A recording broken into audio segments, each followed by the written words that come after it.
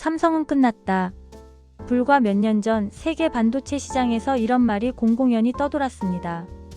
메모리 가격 폭락, 파운드리 경쟁에서 TSMC에 밀렸다는 평가, 수율 논란, 글로벌 언론의 냉정한 분석. 그리고 사람들은 말했습니다. 이제 반도체는 대만 시대다. 그런데 지금 AI 반도체 전쟁의 중심에 선 엔비디아가 다시 삼성과 협력 카드를 꺼내 들었습니다. 도대체 지난 5년 동안 무슨 일이 있었던 걸까요? 오늘 우리는 그 막전막후를 차근히 살펴보겠습니다. 이야기는 2019년으로 거슬러 올라갑니다. 당시 반도체 시장은 거대한 변동의 소용돌이 속에 있었습니다. 미국과 중국의 무역 갈등이 심화되면서 글로벌 공급망의 불안이 커졌고 코로나19 팬데믹이 가져온 특수가 끝나자 수요는 급격히 감소했습니다. 특히 메모리 반도체 가격은 가파른 하락세를 보였습니다. 2018년 정점을 찍었던 DRAM과 NAND 가격은 2019년부터 2022년까지 절반 이하로 떨어졌죠. 삼성전자는 세계 1위 메모리 반도체 기업이었습니다. 하지만 이것이 오히려 약점이 되었습니다. 매출의 상당 부분을 메모리에 의존하고 있었기 때문입니다. 반면 삼성의 경쟁사들은 다른 길을 걷고 있었습니다. 대만의 TSMC는 파운드리, 즉 주문형 반도체 생산에서 독보적인 위치를 차지하며 애플, AMD, 엔비디아 같은 빅테크 기업들의 최첨단 칩을 독점적으로 생산했습니다. 5나노, 3나노 공정에서 TSMC는 삼성보다 먼저 양산에 성공했고 수율도 더 안정적이었습니다. 시장의 평가는 냉정했습니다. 첨단 공정 기술에서 삼성은 TSMC를 따라잡지 못하고 있다. 파운드리 사업의 미래는 불투명하다. 삼성은 메모리에만 집중해야 하는 것 아닌가? 그렇게 삼성은 끝났다는 말이 업계에 퍼져나갔습니다. 한때 반도체 기술의 최전선에 섰던 삼성이 뒤처지고 있다는 진단이었죠. 하지만 위기의 순간 삼성은 포기하지 않았습니다. 오히려 조용히 그러나 확실하게 다음 단계를 준비하고 있었습니다. 첫 번째는 차세대 GAA 공정 개발이었습니다.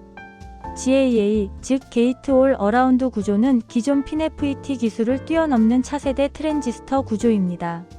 전력 효율은 높이고 성능은 극대화할 수 있는 핵심 기술이죠. 삼성은 이 기술에 막대한 투자를 쏟아부었습니다. 두 번째는 3나노 공정의 양산 도전이었습니다. 비록 TSMC보다 늦었지만 삼성은 자체 기술력으로 3나노 공정을 안정화시키는 데 집중했습니다. 초기 수율 문제로 비판받았지만 엔지니어들은 밤낮 없이 공정을 개선해 나갔습니다. 세 번째는 HBM, 즉 고대역폭 메모리 기술의 고도화였습니다. HBM은 여러 장의 DRAM 칩을 수직으로 쌓아 올려 데이터 처리 속도를 획기적으로 높이는 기술입니다. 삼성은 SK하이닉스와 함께 이 분야에서 세계 최고 수준의 기술력을 유지하고 있었습니다. 네 번째는 첨단 패키징 기술에 대한 투자였습니다. 칩을 만드는 것도 중요하지만 그것을 어떻게 조립하고 연결하느냐도 성능을 좌우하는 핵심 요소입니다. 겉으로 보기엔 TSMC의 아성이 너무나 견고해 보였습니다. 고객들은 하나둘 TSMC로 몰렸고 삼성의 파운드리 사업은 고전을 면치 못했습니다. 하지만 기술 경쟁은 단거리 달리기가 아닙니다. 마라톤입니다. 삼성은 한 걸음 한 걸음 기술을 쌓아 올렸습니다. 수율을 개선하고 공정을 안정화시키고 차세대 기술을 준비했습니다. 이때까지만 해도 세상은 몰랐습니다. AI가 이렇게까지 폭발적으로 성장할 줄은요. 2023년 세상이 바뀌었습니다. 챗GPT의 등장으로 생성형 AI 시대가 본격적으로 열렸습니다. 마이크로소프트, 구글, 메타, 아마존, 빅테크 기업들은 앞다투어 AI 인프라에 천문학적인 투자를 쏟아부었습니다. 그 중심에는 엔비디아가 있었습니다. 엔비디아의 GPU, 특히 H100과 차세대 B100은 AI 학습과 추론의 필수적인 하드웨어가 되었습니다. 전 세계 데이터 센터들은 엔비디아 GPU를 사기 위해 줄을 섰고 H100은 몇 달씩 대기해야 구할 수 있는 품귀 현상이 벌어졌습니다. 수요는 폭발했습니다. 하지만 공급은 따라가지 못했습니다. 문제는 생산 능력이었습니다. TSMC는 이미 애플, AMD, 퀄컴, 미디어텍 등 수많은 고객사의 주문으로 첨단 공정 라인이 풀가동 상태였습니다. 엔비디아가 아무리 더 많은 칩을 원해도 TSMC의 생산 캐파에는 한계가 있었습니다. 그리고 AI 칩의 핵심은 단순히 GPU 하나만이 아니라는 사실이 드러났습니다. 진짜 핵심은 GPU, HBM 메모리 그리고 첨단 패키징 기술의 결합이었습니다. 특히 HBM은 AI 연산 속도를 결정짓는 절대적인 요소였습니다. GPU가 아무리 빨라도 메모리가 데이터를 제때 공급하지 못하면 성능은 제한될 수밖에 없습니다. HBM은 GPU와 메모리 간의 병목을 해소하는 핵심 기술이었죠. HBM 없이는 AI도 없습니다. 그리고 바로 이 지점에서 게임의 판도가 바뀌기 시작했습니다. HBM 기술을 가진 기업은 전 세계에 단 3곳뿐이었습니다. SK하이닉스, 삼성 그리고 마이크론. 그 중에서도 기술력과 생산량에서 앞선 곳은 한국의 2기업이었습니다. 갑자기 삼성이 다시 주목받기 시작했습니다. 5년 전 끝났다던 그 기업이 AI 시대의 핵심 플레이어로 다시 떠오른 것입니다. 젠슨 황은 감성적인 경영자가 아닙니다. 그는 냉정하고 전략적인 리더입니다. 엔비디아를 지금의 위치로 끌어올린 것도 바로 그의 치밀한 계산과 과감한 결단 덕분이었습니다. AI 시대가 본격화되면서 젠슨 황에게 가장 중요한 것은 3가지였습니다. 첫째, 공급의 안정성. 고객들이 원하는 만큼 제품을 생산할 수 있어야 합니다. 둘째, 생산 캐파시티. 수요가 폭발하는 상황에서 생산량을 빠르게 늘릴 수 있어야 합니다. 셋째, 리스크 분산. 한 곳에 모든 것을 의존하는 것은 위험합니다. 그동안 엔비디아는 대부분의 첨단 칩을 TSMC에서 생산했습니다. TSMC는 훌륭한 파트너였고 기술력도 검증되었습니다. 하지만 문제가 있었습니다. TSMC 한 곳에만 의존한다는 것은 지정학적 리스크를 고스란히 떠안는다는 의미였습니다.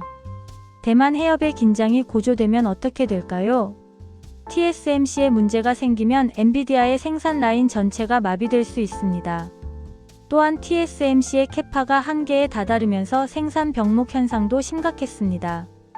아무리 돈을 많이 내도 물리적으로 생산할 수 없다면 소용이 없습니다. 그리고 첨단 패키징 기술에서도 한계가 보였습니다. AI 칩은 단순히 칩 하나가 아니라 GPU와 HBM을 정교하게 결합한 복잡한 시스템입니다. 이 패키징 능력도 중요한 경쟁력이었죠. 젠슨 황의 눈에 삼성이 들어왔습니다. 삼성은 단순한 대체제가 아니었습니다. 전략적 파트너가 될 수 있는 카드였습니다. 삼성은 HBM 기술에서 세계 최고 수준이었고 GAA 공정과 첨단 패키징 기술도 빠르게 발전시키고 있었습니다. 무엇보다 한국이라는 지정학적 위치는 대만보다 상대적으로 안정적이었습니다. 결국 젠슨 황은 공급망 다변화라는 전략적 선택을 내렸습니다. 이것은 감정이 아니라 계산이었습니다. 과거의 실패나 경쟁 관계를 떠나 지금 이 순간 엔비디아에게 최선의 선택은 무엇인가? 그 답이 바로 삼성과의 협력이었습니다. 사람들은 이렇게 말합니다. 삼성의 화려한 복수극이 시작됐다. TSMC를 제치고 삼성이 다시 정상에 오른다. 하지만 이것을 복수라고 부르는 건 정확하지 않습니다. 이것은 복수가 아니라 생존의 결과입니다. 지난 5년 동안 삼성은 한 번도 기술 개발을 멈추지 않았습니다. 시장이 냉정한 평가를 내릴 때도 언론이 끝났다고 말할 때도 삼성의 연구소와 공장에서는 엔지니어들이 밤낮 없이 일했습니다. 위기 속에서도 R&D 투자를 줄이지 않았습니다. 오히려 미래 기술에 더 많은 자원을 쏟아부었습니다. 그것은 도박이 아니라 생존을 위한 필수적인 선택이었습니다. 그리고 AI라는 거대한 파도가 왔습니다. 이 파도는 모든 계산을 다시 쓰게 만들었습니다. 어제의 승자가 오늘의 승자라는 보장은 없습니다. 기술의 진화는 끊임없이 새로운 기회를 만들어냅니다. 반도체 전쟁은 한 번의 승부로 끝나지 않습니다. 기술은 계속 진화합니다. 시장의 판도는 계속 바뀝니다. 오늘 앞서 있다고 해서 내일도 앞서 있으리란 법은 없습니다. 중요한 것은 끊임없이 혁신하고 준비하고 도전하는 것입니다. 삼성이 다시 주목받는 것은 운이 아닙니다. 5년 동안 흘린 땀과 투자의 결과입니다. 이것이 기술 기업의 생존 방식입니다. 삼성은 끝났다. 그 말은 너무 빨랐던 판단이었을지도 모릅니다. 아니, 애초에 틀린 질문이었는지도 모릅니다. 기술 기업에게 끝이란 건 존재하지 않습니다. 멈추는 순간이 끝일 뿐입니다. AI 시대는 이제 막 시작되었습니다. 앞으로 펼쳐질 경쟁은 지금보다 훨씬 더 치열할 것입니다. 이나노 공정 경쟁, 차세대 HBM사 개발, 3D 패키징 기술 혁신, 양자 컴퓨팅 시대를 위한 준비. 진짜 전쟁은 지금부터입니다. 5년을 버틴 기업이 있습니다. 다시 기회를 잡은 기업이 있습니다. 그리고 AI 시대 한가운데 서 있는 대한민국 반도체가 있습니다. 여러분은 어떻게 보십니까? 삼성의 반격은 시작에 불과할까요? 아니면 이것이 새로운 시대의 서막일까요? 댓글로 여러분의 생각을 남겨주세요. 구독과 좋아요는 한국 기술을 응원하는 가장 큰 힘이 됩니다. 감사합니다.